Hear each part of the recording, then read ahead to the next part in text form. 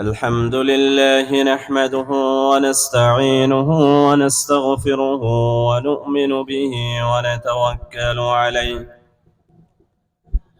ونعوذ بالله من شرور أنفسنا ومن سيئات أعمالنا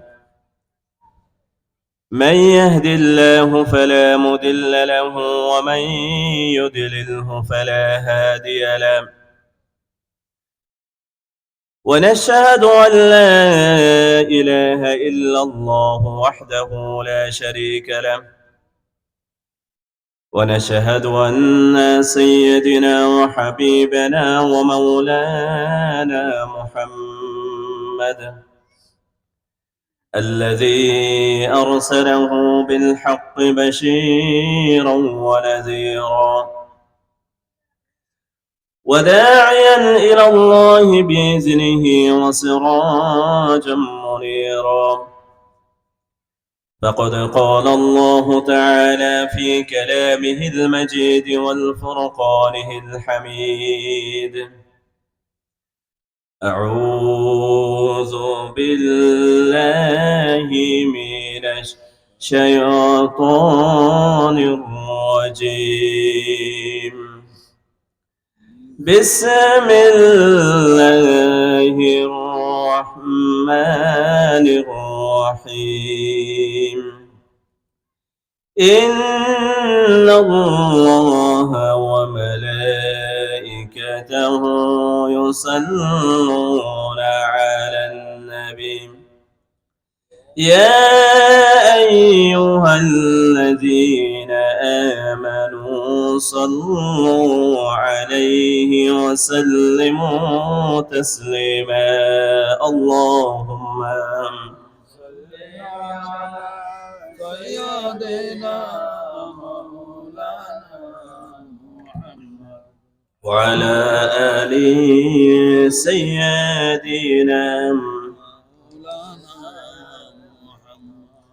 সবাই একটু মোহব্বতের সুরে পড়ি আল্লাহুম্মা সাল্লি আলা সাইয়্যিদিনা মাওলানা মুহাম্মাদ ওয়া আলা আলি সাইয়্যিদিনা مدینہ مدینہ مومن کی گنگنا ہے دیدار مدینہ مومن کی تمنا ہے اللہم سیدنا مولانا محمد وعلى آل سيدنا صلاة يا رسول الله عليكم سلام يا حبيب الله صلاة يا رسول الله عليكم سلام يا حبيب الله رسول اللہ اگر پیدا نہ ہوتے زمین و آسماں پیدا نہ کرتے صلاۃ یا سلام یا حبیب اللہ আলহামদুলিল্লাহ সমস্ত প্রশংসা আল্লাহ সুবহানাহু ওয়া তাআলার জন্য যে আল্লাহ সুবহানাহু ওয়া তাআলা আমাকে আপনাদেরকে আজকের এই মুআজ্জাজ মুহতারাম একটা মাহফিলে এসে বসে কিছু কোরআন হাদিসের কথা শ্রবণ করার জন্য তৌফিক দান করেছেন সেজন্য আমরা সবাই সমুচ্চরে বলি আলহামদুলিল্লাহ। সাথে সাথে অসংখ্য গণিত লক্ষ কোটি গুণ দরুদ সালাম জানাচ্ছি ইমামুল আম্বিয়া সাইয়্যিদুল মুরসালিন নবীগণের মাথার মুকুট আমার আপনার নবী জনাব রাসূলুল্লাহ সাল্লাল্লাহু আলাইহি ওয়াসাল্লামের উপর এবং সমস্ত আম্বিয়া কেরাম সমস্ত সাহাবী তাবেঈন সালফে সালেহিনদের উপর এবং সালাম জানাচ্ছি মাইকের আওয়াজ যতটুকু পর্যন্ত যাচ্ছে ব্যবসায়ী ভাই বৃন্দ এবং পর্দার অন্তরালের মা বোন এবং উপস্থিত শ্রোতাবৃন্দকে আসসালামু আলাইকুম ওয়া রাহমাতুল্লাহি ওয়া বারাকাতুহু। আমরা কি এখনো কি জীবনতে আছি? সালামের জবাব, সালাম দেওয়া কি সুন্নাত আর জবাব দেওয়া কি ওয়াজিব। ওয়াজিব। তাহলে দেখেন, আপনি যদি সালামের জবাব না দেন তাহলে গুনাহগার হবেন, ওয়াজিব তরক করার গুনাহ। আমি কি সালামটা দিলে আবার কি আপনারা কি বড় করে আনসার দিতে পারবেন? আসসালামু আলাইকুম ওয়া রাহমাতুল্লাহি ওয়া বারাকাতুহু। ওয়ালাইকুম আসসালাম ওয়া রাহমাতুল্লাহ। আলহামদুলিল্লাহ, সুন্দর রেসপন্স এসেছে। আলহাজ মনির আহমদ মেম্বার বাড়ি চত্বর আয়োজিত অত্র এলাকার মরহুম মরহুমাদের ইসালে সোয়াবের মাহফিল 2025 সালের আজকের এই মাহফিলে সভাপতিত্ব করতেছেন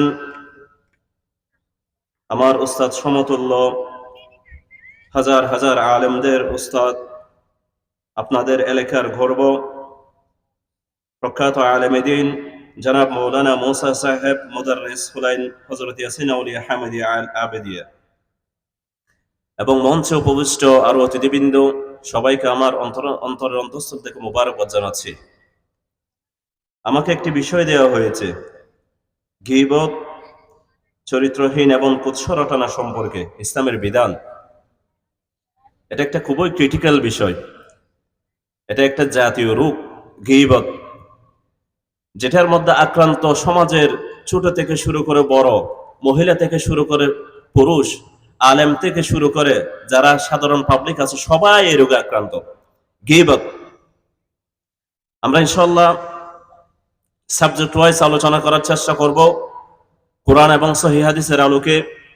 আমরা তো জানি শুধু গীবত মানে দুশ্চর্চা করা, কিন্তু গীবতের অনেক বিভিন্ন প্রকার রয়েছে এবং গীবতের বিভিন্ন ক্ষতিকর দিক রয়েছে, এবং গীবত থেকে বেঁচে থাকার উপায়গুলো সম্পর্কে আমরা জানব। আমি সর্বপ্রথম যে আয়াতের তাফসীর করব ইনশাআল্লাহ, পবিত্র কোরআনের সূরা হুজুরাতের আয়াত 12 নম্বর আয়াত। বিসমিল্লাহির রহমানির রহিম।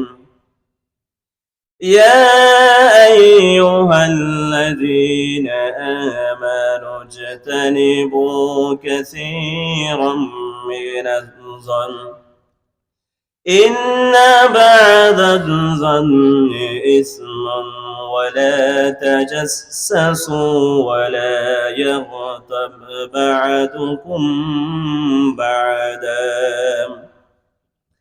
আল্লাহ তাআলা বলতেছেন, ইয়া আইয়ুহাল্লাযীনা আমানু ইজতানিবু কাসীরাম মিনাজ-যন্ন, ও আমার বিশ্বাসী বান্দাগণ, তোমরা অধিক ধারণা থেকে বিরত থাকো। মানে কুধারণা করা, শুধু মানুষ সম্পর্ক এটা অন্তরের ভিতরে শুধু ধারণাই। আল্লাহ তাআলা বলছে তোমরা অধিক কুধারণা থেকে বিরত থাকো।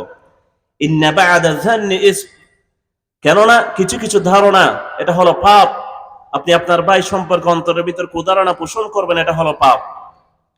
তারা বলছে ওয়ালা তাজাসসু, তোমরা একে অপরের পিছনে গোয়েন্দাগিরি করিও না, এবং ওয়ালা ইয়াগতাব বা'দুকুম বা'দ, আল্লাহ সুবহানাহু ওয়া তাআলা বলছে তোমরা একে অপরের গীবত করিও না। এই আয়াতের তাফসীরে মুফাসসিরগণ কি বলেছেন, এই আয়াতের রিলেটেড কি হাদিসগুলো রয়েছে ইনশাআল্লাহ আমরা জানবো। সর্বপ্রথম আসুন গীবতের পরিচয় সম্পর্কে জানি। গীবত এটা হলো আরবি শব্দ, এটার ইংলিশ হলো ব্যাক বাইটিং। এটা অর্থ দুশ্চর্চা করা, পরনিন্দা করা, কুৎস রটনা করা। এটা এমন একটা রূপ, গীবত অর্কে মনে করে এটা সামান্যতম পাপ। আমি বসে বসে গল্পের মজলিসের মধ্যে অপর ভাই নিয়ে আমি হাসি ঠাট্টা করতেছি, অপর ভাই সম্পর্কে আমি খারাপ কথা বলতেছি, অনেকে এটা হালকা মনে করে, কিন্তু এটা কত বড় পাপ। এরপর আসুন গীবতের পরিচয় সম্পর্কে। রাসূলুল্লাহ সাল্লাল্লাহু আলাইহি ওয়াসাল্লাম নিজেই বলেছেন সাহাবাদের সামনে, ক্বালা রাসূলুল্লাহ সাল্লাল্লাহু আলাইহি ওয়াসাল্লাম আতাদরুনা মাল গীবা। আল্লাহ রাসূল সাল্লাল্লাহু আলাইহি ওয়াসাল্লাম সাহাবাদেরকে প্রশ্ন করতেছেন, তোমরা কি জানো গীবত কি? অর্থাৎ এভাবে মজলিসে সাহাবীদেরকে আল্লাহ রাসূল কি বলতেছেন? গীবত সম্পর্কে শিক্ষা দিচ্ছেন। গীবত, আতাদরুনা মাল গীবা, ও আমার সাহাবীরা তোমরা কি জানো গীবত কি? তখন বলতেছে আল্লাহু ওয়া রাসূলুহু আ'লামু। সাহাবীদের একটা এটা আদব ছিল, আল্লাহ এবং আল্লাহ রাসূল সাল্লাল্লাহু আলাইহি ওয়াসাল্লাম অধিক জানেন। তখন রাসূলুল্লাহ সাল্লাল্লাহু আলাইহি ওয়াসাল্লামের জবাবে বলেন, যিকরুকা আখাক বিমা ইয়াকরাহু, অর্থাৎ তোমার ভাই সম্পর্কে এমন কতগুলো কথা বলা যেটা শুনলে তোমার ভাই অপছন্দ করবে। তখন দেখেন আমরা গীবতের ক্ষেত্রে যুক্তি দিই কি, আমি তো ভাই তার গীবত করতেছি না, সে এই দোষগুলো সমাজের মধ্যে করে বেড়াচ্ছে, এই কাজগুলো সে করেছে বিধায় আমি তার দোষগুলো বলতেছি, আমার সমস্যা কি, তার দোষেই তো বলতেছি। সাহাবীগণ বলেন, ইয়া রাসূলুল্লাহ সাল্লাল্লাহু আলাইহি ওয়াসাল্লাম, আফরাআইতা ইন কানা ফি আখি মা আকুলু, আমি যা বলছি তা যদি আমার ভাইয়ের মধ্যে বিদ্যমান থাকে যে দোষগুলো, তাহলে ওটাও কি গীবত হবে, এটা নাকি আর কিছু হবে? তখন আল্লাহ রাসূল সাল্লাল্লাহু আলাইহি ওয়াসাল্লাম বলেন, ইন কানা ফীহি মা তাকুলু ফাকাদ ইবতাহু, যদি তুমি যা কিছু বলেছো, যে দোষগুলো বর্ণনা করেছো তোমার ভাইয়ের, সেই দোষগুলো যদি তোমার ভাইয়ের মধ্যে বিদ্যমান থাকে তাহলে তুমি তার গীবত করলে। নাউযুবিল্লাহি মিন যালিক। দেখেন আনসার চলে এসেছে। আমরা অনেকে বলি সে তো সেই দোষগুলো করেই বেড়াচ্ছে, তার দোষগুলো তার মধ্যে বিদ্যমান, এগুলো বললে সমস্যা কি? আল্লাহ রাসূল বলতেছেন তুমি তার দোষগুলো তার অনুপস্থিতিতে চর্চা করতেছো, ওটাই হলো গীবত। যদি সেই দোষগুলো না করে, ওয়া ইল্লাম ইয়াকুন ফীহি ফাকাদ বাহাত্তাহু, যদি তুমি এমন কোন কথা বলো যে কাজগুলো তোমার ভাই করে নাই, তাহলে তুমি তার উপর অপবাদ দিলে। নাউযুবিল্লাহি মিন যালিক। দেখেন আল্লাহ রাসূল সাল্লাল্লাহু আলাইহি ওয়াসাল্লাম এই হাদিস শরীফটি ইমাম তিরমিজি এবং ইমাম আবু দাউদ রাহমাতুল্লাহি আলাইহি বর্ণনা করেছেন। ইমাম নববী রাহমাতুল্লাহি আলাইহি হাদিসের ব্যাখ্যা কিতাবুল আজকার, পৃথিবী বিখ্যাত গ্রন্থ, ইমাম নববী রাহমাতুল্লাহি আলাইহি বলতেছেন গীবত হলো অপর ভাইয়ের দুষ্টুটি, দিনদারিতা, দুনিয়া, বিভিন্ন মানসিকতা, চরিত্র, ধন সম্পদ, সন্তান সন্ততি, চাকর বকর, স্ত্রী, পিতামাতা, যা কিছু নিয়ে, সমস্ত কিছু নিয়ে কুৎস রটনা, মন্দ কথা বলা, এটাই কি গীবতে অন্তর্ভুক্ত হয়ে যাবে। এরপর আসুন, আমরা তো মনে করতেছি শুধু গীবত মানে কি করা, দুশ্চর্চা করা। হাসান বসরি রাহমাতুল্লাহি আলাইহি বলেন, গীবতের কতিপয় পরিভাষা রয়েছে, সরাসরি আল্লাহ তাআলা তিনটি পরিভাষা, গীবতের পরিভাষা কুরআন শরীফের মধ্যে উল্লেখ করেন। প্রথম হলো গীবত, যেটা আমরা জেনেছি, গীবত অর্থ কি, পরনিন্দা করা। দ্বিতীয় নম্বর হলো ইফক। ইফক অর্থ কোন একজন মানুষ কোন দোষ করে নাই, যেমন মা আয়েশা সিদ্দিকা রাদিয়াল্লাহু তাআলা আনহা সম্পর্কে মুনাফিকদের সরদার আব্দুল্লাহ ইবনে উবাই ইফক এই ঘটনা সংঘটিত করেছিল, মা আয়েশাকে জানার অপবাদ দিয়েছিল। এটা সূরা নূরের মধ্যে আলোচনা এসেছে। এটা হলো গীবতের আরেকটা ধরন। তাহলে আমরা গীবতের কয়টা ধরন পেলাম? দুইটা। প্রথম হলো গীবত, দ্বিতীয় নম্বর ইফক, তৃতীয় নম্বর হলো বুহতান।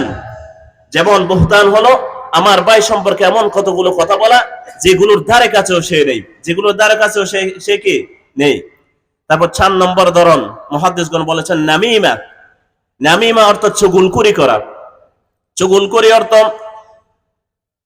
একজনের কথা অপরজনের কানে গিয়ে লাগিয়ে দেওয়া, দুইজনের মধ্যে ঝগড়া লাগিয়ে দেওয়া। সমাজের মধ্যে এরকম ব্যক্তি আছে না অনেকে, তাদের সামনে ঝগড়া না দেখলেই তাদের পেটের ভাতগুলো হজম হয় না। অনেক পুরুষ রয়েছে, অনেক মহিলা রয়েছে, তারা যদি ঝগড়ার একটা চিত্র না দেখে প্রতিদিন, তাহলে তাদের পেটের ভাতগুলো কি হজম হয় না।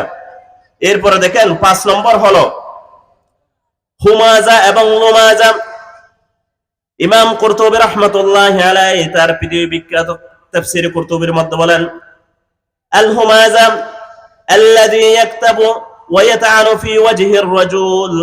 হুমাজা হলো যে মানুষের সামনে নিন্দা করে, তাকে হুমাজা বলা হয়। আল লুমাজাতু আল্লাযী ইয়াকতাবুহু মিন খালফিহি ইযা গাবা। যে মানুষের পিছনে গীবত করে তাকে লুমাজা বলা হয়। নাউযুবিল্লাহি মিন যালিক। তাহলে এগুলো সবগুলো কি গীবতের পরিভাষা। এরপর আসুন আরেকটা হলো 6 নম্বর, সেটা হলো আশাত্ম। শাতম অর্থ তিরস্কার করা, ভৎসনা করা, গালি দেওয়া, ব্যঙ্গ করা, কটূক্তি করা। শাতমটা রাসূলুল্লাহ সাল্লাল্লাহু আলাইহি ওয়াসাল্লামের সাথে সংযুক্ত করা হয়। শাতমে রাসূল বলি না আমরা, রাসূলের কুৎস রটনাকারী অনেক কুলঙ্গার, নাস্তিক, সেকুলার, কালামিস্ট, তারা নিজেদেরকে বুদ্ধিজীবী দাবি করে, তারা আল্লাহ রাসূল সাল্লাল্লাহু আলাইহি ওয়াসাল্লাম সম্পর্কে কুৎস রটনা করে, সেটাকে বলা হয় আশাত্ম। এটা হলো গীবতের একটা প্রকার। এটা কি গীবতের একটা প্রকার? সমস্ত আলেমগণ একমত, সমস্ত মাযহাবের ইমামগণ একমত, সমস্ত মুফাসসিরগণ একমত, যে ব্যক্তি, যে কলামের, যে বুদ্ধিজীবী, সে মুসলমান হোক, সে কাফের হোক, আল্লাহ রাসূল সাল্লাল্লাহু আলাইহি ওয়াসাল্লাম সম্পর্কে যদি কুৎসা রটনা করে, তার মাথা দ্বিগুণিত করে দিতে হবে, ঠিক কিনা? আল্লাহ রাসূল সাল্লাল্লাহু আলাইহি ওয়াসাল্লাম সম্পর্কে আল্লাহ সুবহানাহু ওয়া তাআলা বলতেছেন, ওয়া রাফা'না লাকা যিকরাক, হে নবী সাল্লাল্লাহু আলাইহি ওয়াসাল্লাম, আমি আপনার মর্যাদা বুলন্দিত করেছি। তাহলে আল্লাহ রাসূল সাল্লাল্লাহু আলাইহি ওয়াসাল্লাম রিলেটেড যেটা, সেটা হলো আশ-শাতমু, সেটা হলো গীবতের একটা প্রকার। কোন ব্যক্তি যদি আল্লাহ রাসূল সাল্লাল্লাহু আলাইহি ওয়াসাল্লাম সম্পর্কে ব্যঙ্গাত্মক চিত্রাঙ্কন করে, যেমন বাংলার কুলাঙ্গার পত্রিকা প্রথম আলো আল্লাহ রাসূল সাল্লাল্লাহু আলাইহি ওয়াসাল্লামের ব্যঙ্গাত্মক পত্রিকা এঁকেছিল, কিন্তু আমাদের দুর্ভাগ্য, সে প্রথম আলোই আমাদের বাংলাদেশের বিভিন্ন বিশৃঙ্খলাগুলো সৃষ্টি করে যাচ্ছে। প্রথম আলোর বিভিন্ন গ্যাং রয়েছে, প্রথম আলো, ডেইলি স্টার, সেই প্রথম আলো আমাদের বুঝে আছে না আমার রাসূল সাল্লাল্লাহু আলাইহি ওয়াসাল্লাম সম্পর্কে ব্যঙ্গ করার পরে বাংলার জমিনে বাংলার মুসলমানগণ কিভাবে প্রথম আলো পত্রিকা পাঠ করে, ঠিক কিনা? সেজন্য এটা আমাদের দুর্ভাগ্য। ডেনমার্কের মধ্যে আল্লাহ রাসূল সাল্লাল্লাহু আলাইহি ওয়াসাল্লাম সম্পর্কে তারা বিভিন্ন চিত্রাঙ্কন করেছিল, এবং ফ্রান্সের মধ্যেও। এবং যে মুসলমান হোক, সমস্ত আলেমগণ একমত, সমস্ত মাযহাবের ইমামগণ একমত, আল্লাহ রাসূল সাল্লাল্লাহু আলাইহি ওয়াসাল্লাম সম্পর্কে যদি কেউ কুৎসা রটনা করে, তাহলে তার শাস্তি কি? তার কোনো তওবা নেই, তার কোনো কি নেই, তওবা নেই, তার মাথা তরবারি দিয়ে দ্বিখণ্ডিত করে দিতে হবে। তাহলে আসুন, আল উলামা ওয়ারাসাতুল আম্বিয়া, নবীগণ নেই এখানে, নবীগণের দায়িত্বগুলো এখন কে করে যাবে? আলেমগণ। ওয়া ইন্নাল আম্বিয়া লাম ইউরিসু দিনারা ওয়ালা দিরহামান, আল্লাহ রাসূল সাল্লাল্লাহু আলাইহি ওয়াসাল্লাম বলতেছেন, আলেমগণ দিনার এবং দিরহামের কোনো ওয়ারিস সত্তাকারী রেখে যায় না, ওয়ালাকিন ইয়ারসু ইলমান, একমাত্র ইলমের ওয়ারিস সত্তা সেটাই রেখে যায়। সুবহানাল্লাহ। তাহলে এখন আলেমদেরকে অপমান করা মানে আলেমদের সম্পর্কে আশাতমন, আলেমদের সম্পর্কে অপবাদ দেওয়া, এটা খুবই গীবতের সবচেয়ে ডেঞ্জারাস স্তর হচ্ছে নবীগণের উপর অপবাদ দেওয়া, তারপরে সবচেয়ে বেশি কঠিনতম স্তর হচ্ছে আলেমদের উপর অপবাদ দেওয়া, ঠিক কিনা? আমরা দেখেছি বাংলার এই জমিনের মধ্যে অনেক নিষ্পাপ আলেমকে জেনার অপবাদ দেওয়া হয়েছে, অনেক নিষ্পাপ আলেমকে খুনের অপবাদ দেওয়া হয়েছে, এবং তাদেরকে ফাঁসির কাষ্ঠে ঝোলানো হয়েছে, ঠিক কিনা? আল্লাহ সুবহানাহু ওয়া তাআলার কাছে প্রত্যেক কিছুর জবাব দিতে হবে। আমরা দেখেছি বাংলার জমিনে তাদের শাস্তি হয়েছে, ইনশাআল্লাহ তাদের আরো কঠিন শাস্তি বাংলার জমিনে অপেক্ষা করতেছে, ঠিক কিনা? সেজন্য আমি আর ওদিকে যাচ্ছি না। এটা হলো গীবতের অন্যতম একটা প্রকার। আমরা 6টা প্রকার পেয়েছি, একটু মনে রাখবেন। এটা হলো বৃহত্তম রূপ সমাজের গীবত এটা। এবার আসুন, আমরা কিসের মাধ্যমে গীবত করি? যে মাধ্যমগুলো দিয়ে আমরা গীবত করি, আমরা গীবত চর্চা করি। প্রথম হলো জিহবার গীবত। এই জিহবা দিয়ে আমরা সব সময় বেশি গীবত করি। আল্লাহ রাসূল সহিহ বুখারীর হাদিস শরীফের মধ্যে এসেছে, রাসূলুল্লাহ সাল্লাল্লাহু আলাইহি ওয়াসাল্লাম বলেন, ইন্নাল আবদা লা ইয়াতাকাল্লামু বিল কালিমাতি, বান্দা অনেক সময় এমন কোন কথা বলেন, মা ইয়াতাবায়্যানা ফিহা, যে কথার ওজন সে কখনো ধ্যান ধারণা করে না, সে কথার এফেক্ট কতটুকু হয়ে যায়।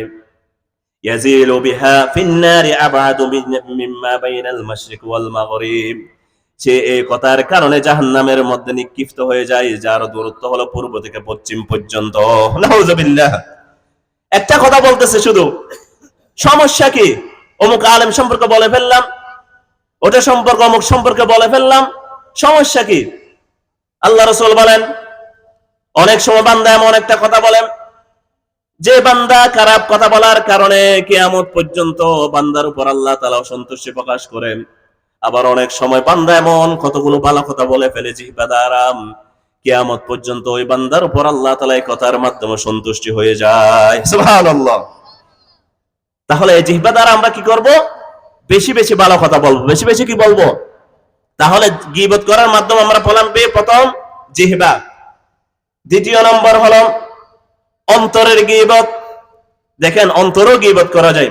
আমরা আজকে ডিটেইলস জানবো গীবত সম্পর্কে, যেহেতু গীবত একটা সাবজেক্ট। আমি ইনশাআল্লাহ সাবজেক্ট ওয়াইজ আলোচনা করার চেষ্টা করব, কোরআন এবং হাদিস, সহিহ হাদিসের আলোকে। অন্তরের গীবত। ইমাম ইবনে হাজার হাইতামি রাহমাতুল্লাহি আলাইহি বলেন, আল গীবাতু বিল কলবি হিয়া আন তাযুন্নু বিহি সু।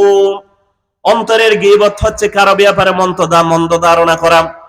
অর্থাৎ আপনার অন্তরের ভিতর অপর মুসলমান ভাই সম্পর্কে আপনি মন্দ ধারণা করে বসে আছেন, সেটাও গীবত। নাউযুবিল্লাহ, সেটাও কি গীবত। এবং ইমাম গজ্জালী রাহমাতুল্লাহি আলাইহি তার পৃথিবী বিখ্যাত গ্রন্থ ইহইয়া উলুমুদ্দিনের মধ্যে বলতেছেন অন্তরের মধ্যে কুধারণা করা এটা গীবতের অন্যতম একটা শাখা। এটা গীবতের অন্যতম একটা কি শাখা। আল্লাহ সুবহানাহু ওয়া তাআলা বলেন, ইয়া আইয়ুহাল্লাযীনা আমানু ইজতানিবু কাসীরাম মিনাজ-যান ইন্না বা'দাল-যান্নি ইসমুন। হে মুমিনগণ, তোমরা কুধারণা থেকে বিরত থাকো। তাহলে কুধারণা কোথায় করি আমরা কি কুধারণা কোথায় করি? অন্তরের ভিতর করি না? তাহলে কোরআন থেকে ইমাম গজ্জালী রাহমাতুল্লাহি আলাইহি বলতেছেন, আল্লাহ তাআলা এখানে অন্তরের কথা বলতেছেন। আমি কোন মুসলমান সম্পর্কে বিদ্বেষ রাখতে পারবো না। আমি কেন? আপনি যদি কোন মুসলমান ভাই সম্পর্কে বিদ্বেষ না রাখেন, মসজিদে নববীর মধ্যে আল্লাহ রাসূল সাল্লাল্লাহু আলাইহি ওয়াসাল্লাম বলতেছেন, তোমাদের মধ্যে কিছুক্ষণ পরে একজন জান্নাতি ব্যক্তি ঢুকবেন। সাহাবীগণ অপেক্ষমান, কে এমন জান্নাতি ব্যক্তি যাকে স্বয়ং আল্লাহ রাসূল জান্নাতি ঘোষণা করেছেন। তখন সাহাবীগণ দেখেন মসজিদে নববীর মধ্যে ঢুকতেছে একজন উস্কো খুস্কো চুল, দাড়ি বেয়ে পানি পড়তেছে, জুতাগুলো কাদের নিচে নিয়েছে এভাবে। মসজিদে ঢুকে নামাজ পড়লো, বেশি নফল নামাজ পড়লো, আবার বের হয়ে চলে গেল। দ্বিতীয় দিন আবার আল্লাহ রাসূল বলল, তোমাদের ভিতরে একজন জান্নাতি ব্যক্তি প্রবেশ করবে। সাহাবীগণ বসে আছে অপেক্ষমান, কোন জান্নাতি ব্যক্তি? দ্বিতীয় দিন দেখে একই ব্যক্তি, উস্কো চুল, কোন চুল ঠিক নেই, দাড়ি ঠিক নেই, দাড়ি বেয়ে বেয়ে পানি পড়তেছে, জুতাগুলো নিয়েছে এইভাবে, নেওয়ার পরে নামাজ আদায় করেছে, চলে যাচ্ছে। সাহাবী তাকে ধরে ফেললাম। একজন সাহাবী বলতেছেন, আমি মুসাফির, আমি এখানে এসেছি, আমি আপনার ঘরে মেহমান হতে চাই। তখন ওই ব্যক্তি বলল, ঠিক আছে মেহমান হবেন, চলুন আমার ঘরে মেহমান হবেন। তখন ওই ব্যক্তি রাতে নামাজ পড়ার পরে ঘরে নিয়ে গেল ওই সাহাবীকে খাবার খাওয়ালো, বললেন ঘুমিয়ে যান। তখন সাহাবী বলতেছেন, ঠিক আছে ঘুমিয়ে যাব। সাহাবী ঘুমিয়ে আছে, কিন্তু দেখতেছে ওই ব্যক্তি কোন আমল করে। সুবহানাল্লাহ। কি জন্য? আল্লাহ রাসূল তাকে কি বলেছেন? জান্নাতি বলেছেন। দেখতেছেন তিনিও ঘুমিয়ে গেছেন, তেমন কোন নফল নামাজ পড়ে নাই। ওয়া মিনাল লাইলি ফাতাহাজ্জাদ বিহি নাফিলাতান লাক আসা আন ইয়াবআসাকা রাব্বুকা মাকামান মাহমুদা। রাতের কিছু অংশ আপনি কিয়ামুল লাইল করবেন, তাহাজ্জুদ আদায় করবেন। তাতাজাফা জুনুবুহুম আনিল মাদাজি ইয়াদউনা রাব্বাহুম খাওফান ওয়া তামাআন ওয়া মিম্মা রাযাকনাহুম ইউনফিকুন। আল্লাহ তাআলা বলছেন, রহমানের বান্দারা কখনো বিছানার সাথে একসাথে সারা রাত ঘুমিয়ে থাকে না। তারা শেষ রাত যখন হয়ে যায়, তাদের শরীরটা বিছানা থেকে আলাদা হয়ে যায়। সুবহানাল্লাহ। এটা মুমিনের গুণাবলী। আপনি সারা রাত ঘুমাতে পারবেন না। আপনাকে কিয়ামুল লাইল, যেমন এখন ভালো সুযোগ এসেছে, বিগ অপরচুনিটি, এখন বড় সুযোগ না, রাত অনেক দীর্ঘ না। রাসূল সাল্লাল্লাহু আলাইহি ওয়াসাল্লাম বলতেছেন, দেখেন শীতকাল হলো মুমিনের বসন্তকাল। বসন্তকালে যেমন ফুলে ফলে বলে যায়, বাগান হয়ে যায়, তদ্রূপ মুমিনের জন্য শীতকাল হলো বসন্তকাল। সারা রাত ইবাদত করতে পারবে, রাত যেহেতু দীর্ঘ। দিনের মধ্যে রোজা রাখবে, দিনটা হলো অল্প, মুমিন বেশি বেশি সওয়াব অর্জন করতে পারবে শীতের সময়ে। সুবহানাল্লাহ। সেজন্য শীতের সময় কি মুমিনের জন্য বসন্তকাল। তখন ওই ব্যক্তি, ওই সাহাবী ওদিকে চলে, সাহাবী দেখতেছে তেমন নামাজ পড়া নাই। সকাল যখন হয়ে গেল, তখন বলতেছেন, তখন ওই সাহাবী যিনি মেহমান হয়েছে তাকে ধরে ফেললাম, এমন কি আমল করম, তো আমি তো তোমাকে তেমন কোন আমল করতে দেখি নাই, কিন্তু আল্লাহ রাসূল তোমাকে জান্নাতি ঘোষণা করেছেন, আমি তো অবশ্যই তুমি তোমার গোপন আমল গুলো বলো। তখন ওই সাহাবী বলতেছেন, আমি তো তেমন কোন আমল করি না, কিন্তু আমি একটা আমল করি, যখনই ঘুমাতে যাই, প্রতিদিনে যখন ঘুমাতে যাই, তখন আমার অন্তরের ভিতর আমার কোন মুমিন বান্দা, মুসলমান বান্দার ব্যাপারে আমি কোন অন্তরের মধ্যে বিদ্বেষ রাখি না, সবগুলো মাফ করে দিই। সুবহানাল্লাহ। শুধু একটা কাজ, বেশি বড় কাজটা কি অনেক বড় কাজ। আপনি ঘুমাতে যাবেন, আমার সাথে যত শত্রুতা আমি রয়েছে, যত বিদ্বেষ রয়েছে আমার মুসলমান ভাই সম্পর্কে, আমার অন্তরের ভিতর, আমি সবগুলো ক্ষমা করে দিবেন। সবগুলো কি করে দিলাম? ক্ষমা। ওই সাহাবী বলেন, আমি শুধু এই আমলটাই করি। তখন ওই সাহাবী বলেন, আমি ধরতে পেরেছি এই আমলের কারণে আল্লাহ রাসূল তোমাকে জান্নাতি বলেছেন। সুবহানাল্লাহ। দেখেন, তাহলে এটা হলো দ্বিতীয় নম্বর গীবত করার মাধ্যম। তৃতীয় নম্বর হলো ইশারা ইঙ্গিতে গীবত। দেখেন কিভাবে, দেখেন আমরা কতগুলো মাধ্যম দিয়ে আমরা গীবত গুলো করি। আমরা যদি একটু খেয়াল করি, আমাদেরকে একটু খেয়াল করতে হবে এই আলোচনাগুলো, খুবই ডিপ। মা আয়েশা বলেন, দেখালাত ইমরাআতান কাসিরাতান, এক সময় আমি এবং আল্লাহ রাসূল আমার ঘরের মধ্যে ছিলাম, হঠাৎ করে একজন কাটো মহিলা ঢুকলো, বেটে মহিলা ঢুকলো। তখন ফাকুলতু ওয়া আশারতু, আমি ইশারা করলাম, আল্লাহ রাসূল সাল্লাল্লাহু আলাইহি ওয়াসাল্লামকে এভাবে ইশারা করলাম। এভাবে কি করলাম? ইশারা করলাম। তখন রাসূলুল্লাহ সাল্লাল্লাহু আলাইহি ওয়াসাল্লাম বলতেছেন, ইকতাবতিহা, তুমি তার গীবত করেছো, তুমি তার গীবত করেছো। সুবহানাল্লাহ। কেমন স্বামী দেখেন। আজকে আমাদের স্বামী স্ত্রীর অবস্থা কি? যখন স্বামী স্ত্রী ভাত খেতে বসে অথবা আড্ডা দিয়ে গল্প করি, তখন গীবতের আলোচনা মজলিস হয়ে যায় না ছোটখাটো একটা। আল্লাহ রাসূল সাল্লাল্লাহু আলাইহি ওয়াসাল্লামের সামনে মা আয়েশা কি বলেছেন? শুধু একজন মহিলা প্রবেশ করেছেন, এভাবে বলেছেন, আন্নাহা কাসীরাতুন, তিনি একটু খাটো, তিনি একটু কি, এভাবে ইশারা করেছেন।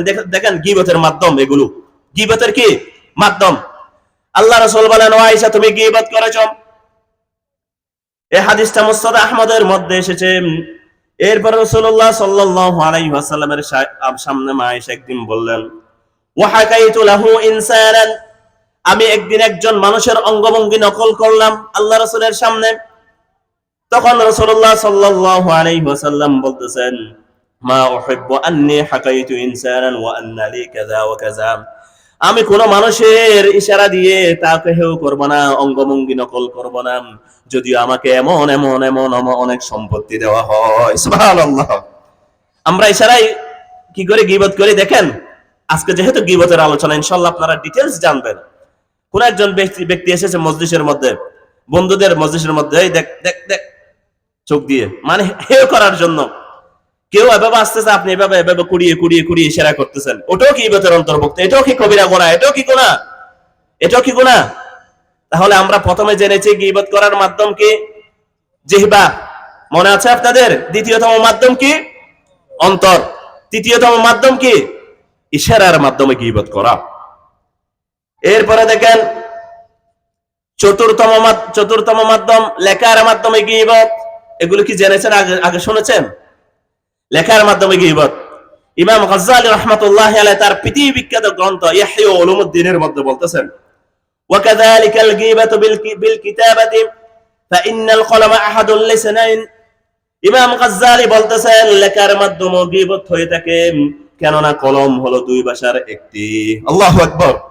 দার্শনিকদের ধ্যান ধারণা কনসেপ্ট গুলো কোথায় চলে গিয়েছে দেখেন। আমাদের চিন্তা ধারণা কিন্তু অতটুকু পৌঁছে নাই। মহাদার্শনিক ইমাম গাজ্জালী রাহমাতুল্লাহি আলাইহি বলতেছেন, কলমের মাধ্যমে কি হয়, যেটার প্রমাণ আমরা আমাদের এই দুনিয়ার মধ্যে আধুনিক মডার্ন ওয়ার্ল্ডের মধ্যে এখন দেখতে পাচ্ছি। দেখেন, কলমের মাধ্যমে আগে মানুষ লিখত, এখন আমরা টাচ মোবাইল চলে এসেছে, আমরা একটু একটু ইশারা করে আমরা, অথবা ভয়েসের মাধ্যমে, আমরা ভয়েস টাইপিং এর মাধ্যমে, সোশ্যাল মিডিয়ার মাধ্যমে অহরহ গীবত করে যাচ্ছি, ঠিক কিনা? মনে করেন আপনি সোশ্যাল মিডিয়ার মধ্যে কোন একজন ব্যক্তি সম্পর্কে খারাপ কিছু এসেছে, আপনি সেটা শেয়ার দিয়েছেন। দেখেন, এগুলো হলো গীবতের আধুনিক এক্সপ্লেনেশন, ব্যাখ্যা। এগুলো আধুনিক ব্যাখ্যা, একটু জেনে নেন। সোশ্যাল মিডিয়ার মধ্যে রয়েছেন, আপনি শেয়ার দিয়ে যাচ্ছেন অনবরত, আপনি লাইক দিয়ে যাচ্ছেন, কমেন্ট করে যাচ্ছেন অপর ভাই সম্পর্কে আপনি না জানেন।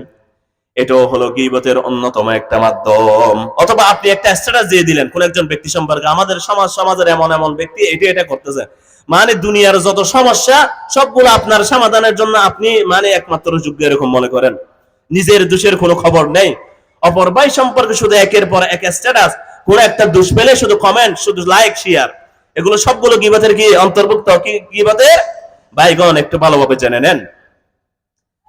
এরপরে আসুন, আমরা গীবতের মাধ্যম জেনেছি, এখন জানবো আমরা গীবতের ধরন সমূহ। গীবতের কয়েকটি ধরন জানবো আমরা। প্রথম হলো শারীরিক গঠন বা অবয়বের গীবত। যেমন কাউকে তুচ্ছ তাচ্ছিল্য করে বলা হয় কানা, কোড়া, ল্যাংড়া, লম্বু, কাটো, বাটো, খালা, অন্ধ, ঠেরা, টেকোমাতা। এগুলো সবগুলো কিসের অন্তর্ভুক্ত? গীবতের অন্তর্ভুক্ত। এগুলো হলো গীবতের আমরা কতগুলো কি জানতেছি এখন ধরন, গীবতের ধরন দেখেন কতগুলো ধরন রয়েছে গীবত। শুধু একটা গীবত, এটার ব্যাখ্যা মুফাসসিরগণ কতগুলো করেছেন। এরপরে দেখেন চারিত্রিক আচার আচরণের গীবত। কাউকে গীবতকারী, কাউকে দুর্বল মনের অধিকারী, দুশ্চরিত্রের নির্লজ্জ এভাবে বলাম, কাউকে লম্পট বেয়াদব বলা, এগুলো সবগুলো গীবতের অন্তর্ভুক্ত, ঠিক কিনা? সবগুলো কিসের অন্তর্ভুক্ত?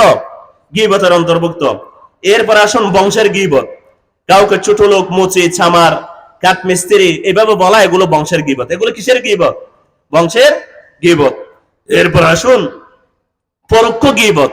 মুহাদ্দিসগণ ব্যাখ্যা করেছেন, অনেক সময় মজলিসের মধ্যে বসেছেন, তখন বলেন সমাজের মধ্যে অমুক অমুক ব্যক্তি, আপনি কিন্তু তার নাম বলা নাই, কিন্তু সবাই জেনে গেছে আপনি কার সম্পর্কে বলতেছেন, অমুক অমুক ব্যক্তি, ওটা ওটা করেন। তখন আপনি যাকে উদ্দেশ্য করতেছেন, উপস্থিত ব্যক্তি সবাই বুঝে গেছে আপনি কাকে বলতেছেন। এটাও গীবতের অন্তর্ভুক্ত। এটাও কিসের অন্তর্ভুক্ত? গীবতের অন্তর্ভুক্ত। এরপর আসুন গীবতের প্রকারভেদ। প্রথম প্রকার হলো গীবত হলো হারাম।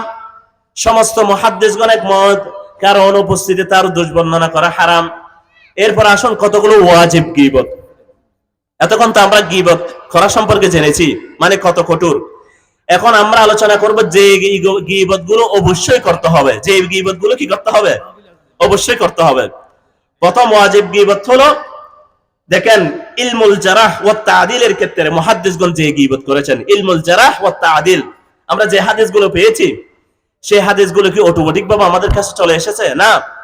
মুহাদ্দিসগণ রাবীদের চরিত্র, তারা সেগুলো গবেষণা করেছেন, সে রাবী সত্যবাদী কিনা মানুষ থেকে জিজ্ঞেস করেছেন, এলাকার মানুষ থেকে জিজ্ঞেস করেছেন, মুহাদ্দিসদের থেকে জিজ্ঞেস করেছেন। তখন ওই মুহাদ্দিসগণের ওয়াজিব ওটা বলে দেওয়া, গীবত করা অমুক ব্যক্তি তিনি সিকাহ রাবী না, তিনি জয়ীফ রাবী, অথবা তিনি মুদাল্লিস, অথবা তিনি জাল হাদিস বর্ণনা করেন, ঠিক কিনা?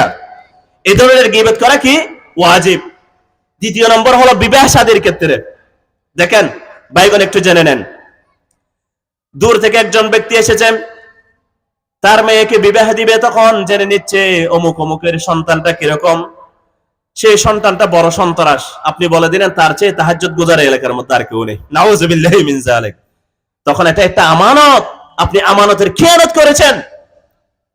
অমুক ব্যক্তি চাঁদাবাজ, সন্ত্রাস, সে রাহাজানি করে, লুটতরাজ করে।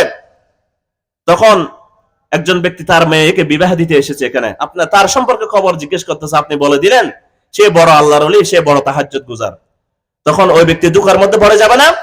তাহলে ওই ক্ষেত্রে গীবত করা ওয়াজিব। আপনি তার পরিচয় বলে দিবেন, ভাই আপনি আপনার মেয়েকে বিবাহ দিবেন না। আবার দেখিয়েন মিথ্যা করে বলা, কোন একটা বিবাহ ভেঙে দেওয়া, এটা বড় কবিরা গুনাহ, নাউযুবিল্লাহি মিন যালিক। সমাজের মধ্যে অহরহ মানুষ রয়েছে, এটাকে আমাদের চিটাঙ্গের ভাষায় বলা হয় বনি দেওয়া, ঠিক কিনা? বনি দেওয়া। সমাজের মধ্যে অনেক মানুষ রয়েছে, দেখতেছে কোথাও কোনো মানুষ আসতেছে কিনা শুধু বনি দেওয়ার জন্য, তাদের কোনো খেয়ে দেওয়ার কোনো কাজ নেই। কিন্তু দেখেন কোন একজন চিহ্নিত সন্ত্রাসী, দাগী অপরাধী, তার সম্পর্কে খবর জানতে এসেছে, আপনি খবরটা বলে দিবেন। এটা হলো ওয়াজিব গীবত। আরেকটা গীবত হলো ব্যবসায়িক ব্যক্তি, তিনি ব্যবসা করতেছেন, আমি অমুক অংশীদার দিব, সেই ব্যক্তিটা কিরকম, তখন আপনি বলে দিবেন, সেই ব্যক্তির চরিত্র বলে দেওয়া কি ওয়াজিব। এরপর আসুন গীবতের মুবাহ গীবত। মনে করেন আপনি বিচারকের কাছে গিয়েছেন, বিচারকের কাছে গিয়ে আপনি বিচার দিচ্ছেন, এলাকার অমুক অমুক ব্যক্তি আমার এই হক কি করেছে, ধ্বংস করেছে, আমি তার কাছ থেকে এই হক গুলো প্রাপ্য। ওই ক্ষেত্রে গীবত করা কি মুবাহ। তাহলে আমরা গীবতের বিভিন্ন প্রকার পেয়েছি। এরপর আসুন গীবতের আমরা তো এখন গীবত করা সম্পর্কে জেনেছি। আচ্ছা, আমরা সবাই কেউ গীবত করি না, আমরা অনেক বলা, আমরা শুধু গীবত শুনি, এটা কি জায়েজ? এটা কি জায়েজ? পৃথিবীর মধ্যে মজলিস গুলোর মধ্যে সবচেয়ে মজার মজলিস কোনটা জানেন? সেটা হলো গীবতের মজলিস, নাউযুবিল্লাহি মিন যালিক। ফাসিকদের জন্য কিসের মজলিস? মজার মজলিস হলো গীবতের মজলিস। গীবতের মজলিসের মধ্যে বসলে ঘন্টার পর ঘন্টা চলে যায়, সময় ডিস্ট্রয় হয়ে যায়, উই ডিস্ট্রয় আওয়ার টাইম, আমরা আমাদের সময়গুলো ধ্বংস করে ফেলি অহরহ সময়গুলো গীবতের মজলিসের মাধ্যমে। তো বলতেছে আমি তো গীবত করতেছি না, আমি তো গীবত শুনতেছি। মুহাদ্দিসগণ কি বলেন দেখেন, আল্লাহ তাআলা বলতেছেন وَإِذَا سَمِعُوا اللَّغْوَ أَعْرَضُوا عَنْهُ, যখন আমার মুমিন বান্দাগণ অসার বাক্যলাপ শুনে, গীবতের মজলিসের মধ্যে গীবত শুনে, তখন তারা দূরে সরে যায়। সুবহানাল্লাহ। قد أفلح المؤمنون الذين هم في صلاتهم خاشعون والذين هم عن اللغو معرضون মুমিনদের গুণাবলী বলতেছেন তাফসীর ইবনে কাসিরের মধ্যে আল্লাহ তাআলা যখন জান্নাত সৃষ্টি করেছে তখন ইমাম ইবনে কাসির তাফসীর করেন জান্নাতকে বলেন কথা বলেন তখন এই জান্নাত সর্বপ্রথম সূরা মুমিনের এই 10 আয়াত তেলাওয়াত করেন কদ আফলাহাল মুমিনুন আল্লাযীনা হুম ফি সালাতিহিম খাশিউন ওয়াল্লাযীনা হুম আনিল লাগwi মুরিদুন মুমিনগণ হলো এরা যারা খুশু সহকারে নামাজ আদায় করে এবং অসার কিয়ালাভ বিভিন্ন খারাপ কথা থেকে তারা বিরত থাকে সুবহানাল্লাহ তাদের জন্য আমি জান্নাত রেডি কদ আফলাহা অর্থাৎ কি হয়ে গেছে তারা সফলকাম হয়ে গেছে মুমিনগণ তাহলে দেখেন ইমাম নববী রাহমাতুল্লাহি আলাইহি তার পৃথিবী বিখ্যাত গ্রন্থ কিতাবুল আসকারের মধ্যে বলতেছেন আন্নাল গীবাতা কামা ইয়াহরুমু আলাল মাকতাবি যিকরুহা ইয়াহরুমু আলাস সামি ইসতিমাইহা ওয়া ইকরারুহা গীবত করা যেভাবে হারাম সেভাবে গীবত শ্রবণ করা হারাম নাউযুবিল্লাহি মিন যালিক গীবত শ্রবণ করা কি ইমাম নববী রাহমাতুল্লাহি আলাইহি বলতেছেন তাহলে কি করব গীবতের মজলিসে যখন গীবত হবে তখন আপনি উঠে যাবেন আপনি বলবেন ভাই আমি গীবত শ্রবণ করব না আমি গীবত শ্রবণ কি করব না তাআওয়ানু আলাল বিররি ওয়াত তাকওয়া ওয়া লা তাআওয়ানু আলাল ইসমি ওয়াল উদওয়ান আল্লাহ তাআলা বলতেছেন তোমরা একে অপরকে ভালো কাজে সহায়তা করো এক অপরকে খারাপ কাজ থেকে বিরত রাখো আপনি ওই ভাইকে বিরত রাখবেন আমি গীবত শ্রবণ করব না তিনি তবুও গীবত করা থেকে বিরত হচ্ছেন আপনি মজলিস ছেড়ে উঠে যাবেন মজলিস ছেড়ে কি করবেন উঠে যাবেন এটা হলো মুমিনের করণীয় এরপর আসলে এখন আমরা জানবো যেহেতু সময় সংক্ষিপ্ত আমরা এখন গীবতের পরিণামগুলো জানবো কত ভয়াবহতা গীবত প্রথমে দেখেন মা আয়েশা বলেছিল ওই মহিলা সম্পর্কে ইন্নাহা কাসীরাতুন ওই মহিলা বেটে মহিলা তখন আল্লাহ রাসূল এই জবাবের মধ্যে বলেছিলেন লাকাদ কুলতি কালিমাতান লাউ মুজিজাত বিমাইল বাহরি লামাজাজাতহু ও আয়েশা তুমি এমন একটা বাক্য বলেছো সেই বাক্যটা যদি সমুদ্রের মধ্যে নিক্ষেপ করা হয় তাহলে সমুদ্রের পানিগুলো দূষিত হয়ে যাবে নাউযুবিল্লাহি মিন যালিক একটা কথার আসর একটা কথার এফেক্ট একটা গীবতের এফেক্ট দেখেন কত বড় কত এটা ডেঞ্জারাস ওটার আসরটা যদি আপনি সমুদ্রের মধ্যে নিক্ষেপ করেন আল্লাহ রাসূল বলতেছেন সমুদ্রের পানিগুলো কি হয়ে যাবে দূষিত হয়ে যাবে বৃষ্টি পানিগুলো দূষিত হয়ে যাবে দুর্গন্ধযুক্ত হয়ে যাবে দেখেন ইবনে আল্লান বলেন ফাইযা কানাত হাযিহিল কালিমাতু বিহাযিহিল মাসাবা গীবতের এই কথা যদি সৃষ্টিকুলের সবচেয়ে সৃষ্টি সমুদ্রের পানি যদি ধ্বংস করে দেয় তাহলে গীবতের মাধ্যমে আমরা আমাদের আমলের গুলো কি অবস্থা নাউযুবিল্লাহ একটা কথায় সমুদ্রের পানি কি করে দিচ্ছে নষ্ট করে দিচ্ছে আমার ভাইয়েরা বোনেরা যারা এখনো আমরা গীবতের মধ্যে রয়েছি তাদের গীবতের মাধ্যমে আমরা আমাদের আমলের কত এফেক্ট করতেছি আমরা আমাদের আমলগুলো ধ্বংস করে দিচ্ছি এবং দেখেন আরো এটা হলো প্রথম ভয়াবহতা তাহলে গীবতের প্রথম ভয়াবহতা সম্পর্কে আমরা জেনেছি কি গীবতের একটা গীবতের কারণে কি হয়ে যায় সমুদ্রের পানিগুলো কি হয়ে যাবে নষ্ট হয়ে যাবে সমুদ্রের পানি যেভাবে নষ্ট হয়ে যাবে তদ্রূপ গীবতের কারণে আমাদের আমলগুলো ধ্বংস হয়ে যাবে এরপরে দ্বিতীয় নম্বর কথা দেখেন মৃত ভাইয়ের গোশত খাওয়া আপনি গীবত করতেছেন না আপনি মৃত ভাইয়ের গোশত খাচ্ছেন আল্লাহ তাআলা বলতেছেন ওয়ালা ইয়াগতাম বা'দুকুম বা'দান আয়াহিব্বু আহাদুকুম আন ইয়াকুলা লাহমা আখিহি মাইতান ফাকারিহতুমুহু ওয়ালা ইয়াগতাব বা'দুকুম বা'দান ওয়ামার বান্দারা তোমরা একে অপরের গীবত করিও না আয়াহিব্বু আহাদুকুম আন ইয়াকুলা লাহমা আখিহি মাইতান তোমাদের কেউ কি মৃত ভাইয়ের গোশত খেতে পছন্দ করবে নাউযুবিল্লাহ ভাই সমাজের মধ্যে কি এমন কোন ব্যক্তি রয়েছে যে ব্যক্তি মৃত ভাইয়ের গোশত খাচ্ছে ছুরি দিয়ে কেটে কেটে দা দিয়ে কেটে কেটে মৃত ভাইয়ের গোশত খাচ্ছে এরকম কোন প্রমাণ সমাজের মধ্যে রয়েছে আল্লাহ তাআলা দেখেন কি রকম एग्जांपल দিয়েছে হোয়াট এন एग्जांपल গীবতের ক্ষেত্রে আল্লাহ তাআলা বলতেছেন তোমরা গীবত করতেছো না তোমরা মৃত ভাইয়ের গোশত খাচ্ছো আল্লাহ তাআলা বলছেন ফাকারিহতুমুহু তোমরা এটা পছন্দ করো না সেজন্য তোমরা গীবত থেকে বিরত থাকো রাইসুল মুফাসসিরিন তাফসীর কুরতুবীর মধ্যে আব্দুল্লাহ ইবনে আব্বাস থেকে নকল করেন আব্দুল্লাহ ইবনে আব্বাস বলেন ইন্নামা দারাবাল্লাহু হাযাল মাসালা লিল গীবাতি লিআন্না আকলা লাহমিল মাইতি হারামুন মুস্তাখাজ্জারুন বলতেছেন আল্লাহ তাআলা গীবতের এই উপমা দিয়েছেন এই জন্য মৃত মানুষের গোশত খাওয়া যেমন ঘৃণ্য হারাম, ঠিক তদ্রূপ দ্বীন ইসলামের কোন ভাইয়ের, আমার মুসলিম ভাইয়ের গীবত করা তদ্রূপ ঘৃণ্য কাজ। নাউযুবিল্লাহ। আব্দুল্লাহ ইবনে আব্বাস বর্ণনা করতেছেন, দেখেন। এরপরে দেখতেছেন আল্লাহ রাসূল সাল্লাল্লাহু আলাইহি ওয়াসাল্লামের সামনে কয়েকজন সাহাবী আল্লাহ রাসূল সাল্লাল্লাহু আলাইহি ওয়াসাল্লামের সামনে বসে আছে। হঠাৎ করে একজন সাহাবী উঠে চলে গেল। হঠাৎ করে একজন ব্যক্তি, ওই যে ব্যক্তি উঠে চলে গেছে, তার গীবত করা শুরু করলো, তার সম্পর্কে খারাপ কথা বললো। আল্লাহ রাসূল কি বলেছেন দেখেন, একটু মনোযোগ দিয়ে শুনুন। ইতাখাল্লাল, তুমি তোমার দাঁত কিলাল করো। কি করতেছো? বলতেছেন তুমি তোমার কি করো? দাঁত কিলাল করো। ওই সাহাবী বলতেছে, ইয়া রাসূলুল্লাহ সাল্লাল্লাহু আলাইহি ওয়াসাল্লাম, আমি তো গোশত খাই না, আমি কি জন্য দাঁত কিলাল করব? আল্লাহ রাসূল সাল্লাল্লাহু আলাইহি ওয়াসাল্লাম বলতেছেন, মা আকালতা লাহমান ইন্নাকা আকালতা লাহমান আখিকা, কিছুক্ষণ আগে তুমি তোমার ভাইয়ের গোশত খেয়েছো, সেজন্য তুমি দাঁত কিলাল করো। নাউযুবিল্লাহ। কি কিলাল করতে বলতেছে? দাঁত কিলাল করতে বলতেছে, দেখেন। এরপরে দেখেন হযরত আমর ইবনে আল আস রাদিয়াল্লাহু তাআলা আনহু,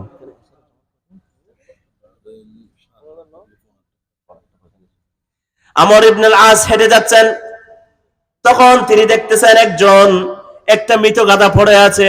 তখন আমর ইবনে আল আস বলতেছেন, একজন মুসলমানের জন্য মৃত গাধার খাওয়া গোশত খাওয়া বেশি ভালো।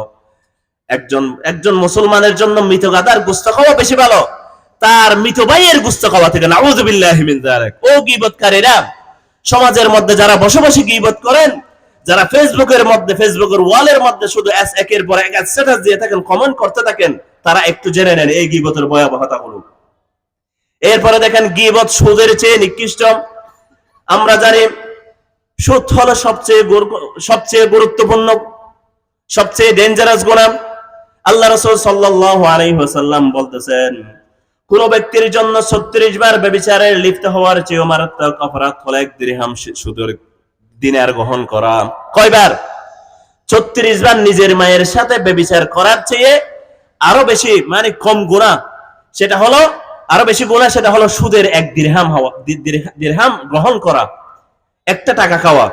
আল্লাহ রাসূল সাল্লাল্লাহু আলাইহি ওয়াসাল্লাম বলেন, সুদের অনেক স্তর রয়েছে, তার মধ্যে সবচেয়ে বড়তম স্তর হলো অপর ভাইয়ের গীবত করা। নাউযুবিল্লাহি মিন যালিক। তার মানে সুদের চেয়ে বড় গুনাহ কি? গীবত করা। মুহাদ্দিসগণ বলতেছেন, সুদের চেয়ে বড় গুনাহ গীবত। কি জন্য?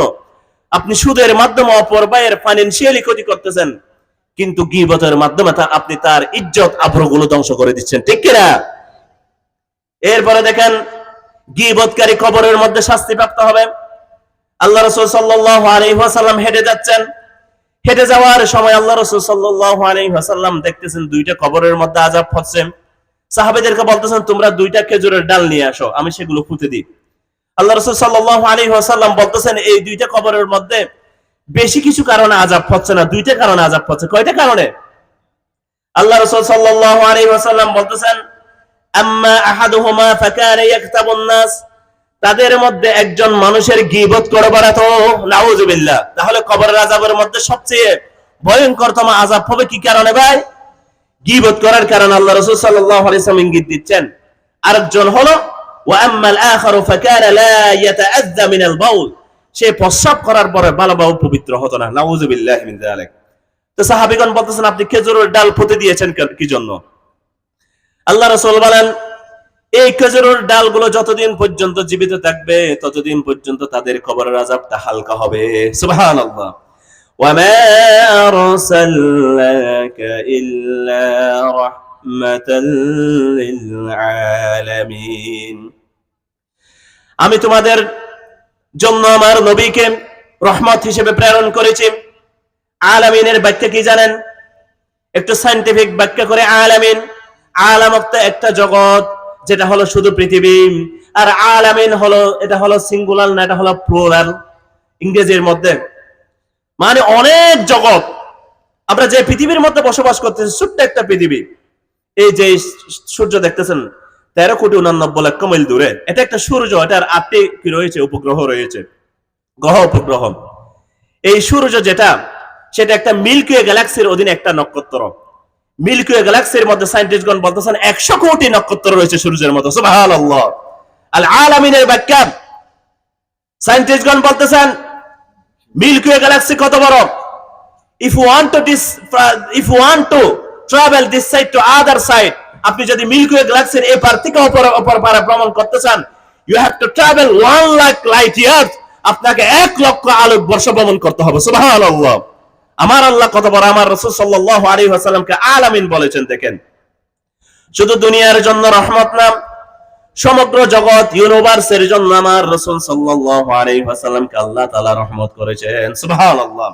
আল্লাহ রাসূল সাল্লাল্লাহু আলাইহি ওয়াসাল্লাম আযাব দেখে সহ্য করতে পারে নাই, সেজন্য দেখুন, এরপরে দেখুন গীবত করার মাধ্যমে বান্দা নিজের পায়ে নিজে কোড়াল মারতেছে। দেখেন, রাসূলুল্লাহ সাল্লাল্লাহু আলাইহি ওয়াসাল্লাম হাদিস শরীফের মধ্যে বলতেছেন, আতাদুরুনা মাল মুফলিসুন, ও আমার উম্মতরা, তোমরা কি জানো দুনিয়ার মধ্যে সবচেয়ে বেশি দেউলিয়া কে?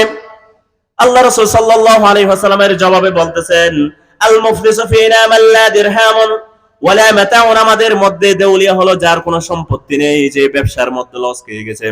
আল্লাহ রাসূল সাল্লাল্লাহু আলাইহি ওয়াসাল্লাম বলতেছেন, মুফলিসুন ওই ব্যক্তিরা, ইন্নাল মুফলিসু মিন উম্মতি ইয়াতি ইয়াউমাল কিয়ামাতি বিসালাতি ওয়া সিয়ামি ওয়া যাকাতিন, মুফলিস হলো ওই ব্যক্তি কিয়ামতের ময়দানে অনেক নামাজ, অনেক রোজা নিয়ে আসবে, অনেক সওয়াব, পাহাড় পরিমাণ সওয়াব থাকবে কিয়ামতের ময়দানে।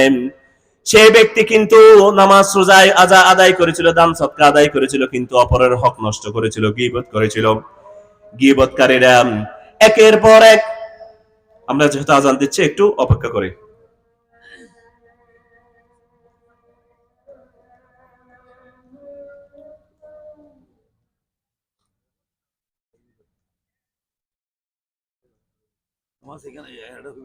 ইনশাআল্লাহ এখানে এশারের নামাজ হবে, আপনারা সবাই বসুন।